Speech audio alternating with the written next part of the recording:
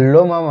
ముందుగా అయితే 80 మందికైతే నేనైతే చాలా, చాలా, చాలా అంటే చాలా థాంక్స్ జెప్తున్నా మామ. 80 మంది థాంక్స్ అని ఏంటనుకుంటున్నారా మామ? నా ఛానెల్‌నయితే 80 మందయితే సబ్స్క్రైబ్ జేసుకున్నారు మామ. వాళ్ళకైతే స్పెషల్‌గా థాంక్స్ జెప్తున్నా మామ. ఎండలైతే విపరీతంగా అంటే విపరీతంగా అయితే మండిపోతున్నాయి మామ బయటైతే. నేనైతే వచ్చే దారిలో అయితే నాకైతే జ్యూస్ పాయింట్ అయితే కనిపించింది మామ. రూ. 20 జ్యూస్ అనేది హైదరాబాద్‌లో అయితే చాలా ఫేమస్ మామ.